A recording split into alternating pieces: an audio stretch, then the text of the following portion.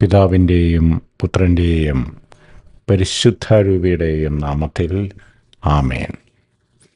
വീണ്ടും വചനവുമായി വരുവാൻ സാധിക്കുന്നതിന് കർത്താവിന് നന്ദി പറയുന്നു. ഇന്ന് നമ്മൾ വിചിന്തനം ചെയ്യുന്ന വചനഭാഗം സങ്കീർത്തനം 119 19 വാക്യം. ഭൂമിയിൽ ഞാനൊരു പരദേശിയാണ്, അങ്ങയുടെ കൽപ്പനകളെ എന്നിൽ നിന്ന് മറച്ച് വയ്ക്കരുതേ.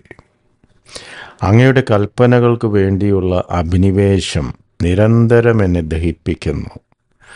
അങ്ങയുടെ പ്രമാണങ്ങൾ വിട്ടു നടക്കുന്ന ശപിക്കപ്പെട്ട ധിക്കാരികളെ അവിടുന്ന് ശാസിക്കുന്നു. അവരുടെ നിന്ദനവും പരിഹാസവും എന്നിൽ നിന്ന് അകറ്റണമേ. ഞാൻ അങ്ങയുടെ കൽപ്പനകൾ പാലിച്ചുവല്ലോ. ഭൂമിയിൽ ഞാനൊരു പരദേശിയാണ്, അങ്ങയുടെ കൽപ്പനകളെ എന്നിൽ നിന്ന് മറച്ച് വയ്ക്കരുതേ. ദൈവവചനമാണ് നമ്മൾ കേട്ടത്. നമുക്ക് ദൈവത്തെ സ്തുതിക്കാം. യേശു കർത്താവേ നന്ദി, യേശു കർത്താവേ സ്തോത്രം.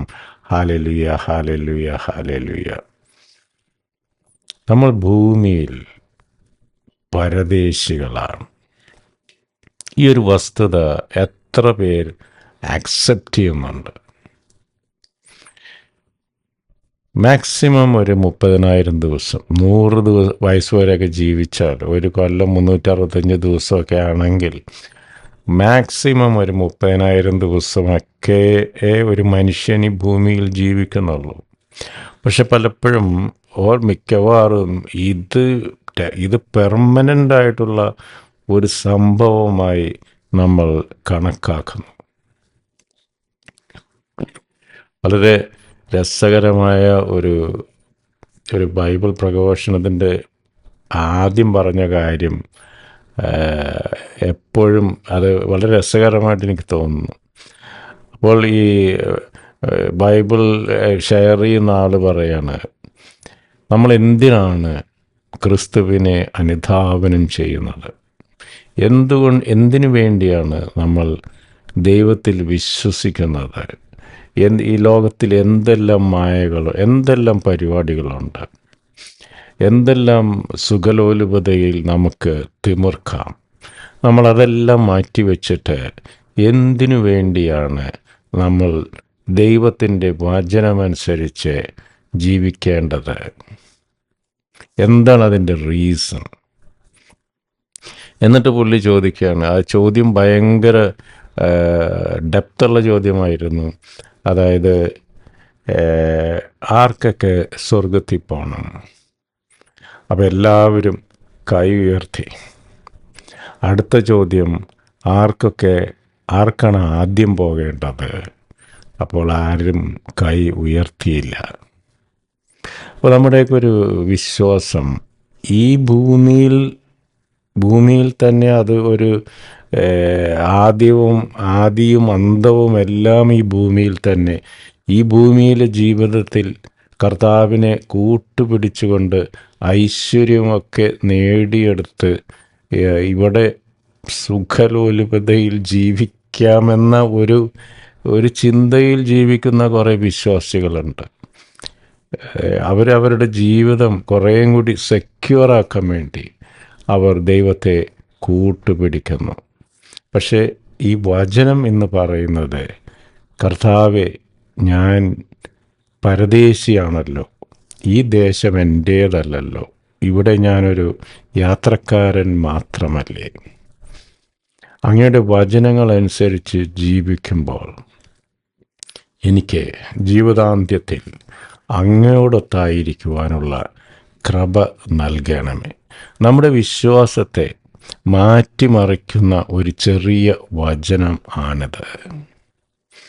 നമ്മൾ എന്തിനു വേണ്ടിയാണ് ക്രിസ്തു അനുയായിയായി ജീവിക്കുന്നത്, ക്രിസ്തുവിനെ അനുഗമിക്കുന്നത്? അവൻ തന്നെ പറഞ്ഞിട്ടുണ്ടല്ലോ, എൻ്റെ പിതാവിൻ്റെ ഭവനത്തിൽ അനേകം വാസസ്ഥലങ്ങളുണ്ട്, ഞാൻ നിങ്ങൾക്ക് വേണ്ടി ഭവനമൊരുക്കാൻ പോകുന്നു. നമ്മുടെയൊക്കെ ഇവിടുത്തെ ജീവിതം കഴിയുമ്പോൾ നമ്മൾ കർത്താവിൻ്റെ വലതുഭാഗത്ത് സ്വർഗസ്ഥനായ പിതാവിൻ്റെ വലതുഭാഗത്ത് നമ്മളെ കർത്താവ് കൈപിടിച്ച് നയിച്ച് ഇരുത്തും. അതിനു വേണ്ടി അല്ലാത്ത എല്ലാ ജീവിതവും വിഡ്ഢിത്തരമാണ്.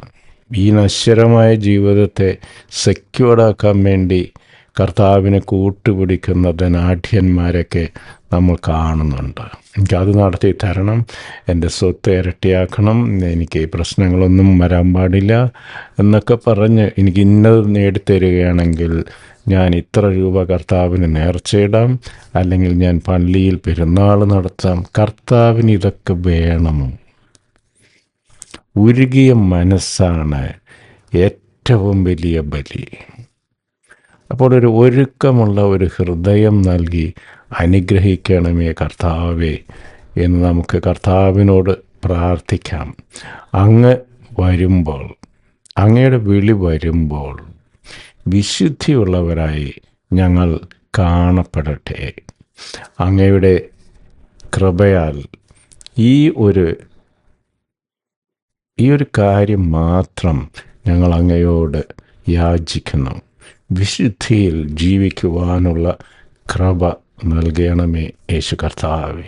യേശുവെ നന്ദി, യേശുവെ സ്തുതി, യേശുവെ സ്തോത്രം. ഈ ഒരു തുറവിയിലേക്ക് കർത്താവ് നമ്മളെ വിളിക്കുന്നു. എന്നെ കർത്താവേ കർത്താവേ എന്ന് വിളിക്കുന്നവനല്ല, എൻ്റെ വചനം പാലിക്കുകയും വചനം പഠിക്കുകയും അതനുസരിച്ച് ജീവിക്കുകയും ഒക്കെ ചെയ്യുന്നവരാണ് എൻ്റെ അനുയായികൾ. ആ വചനത്തിനകത്ത് തന്നെ പറഞ്ഞിട്ടുള്ള കാര്യങ്ങളാണിവ. നിങ്ങൾ ഈ ഭൂമിയിൽ പരദേശികളാണ്.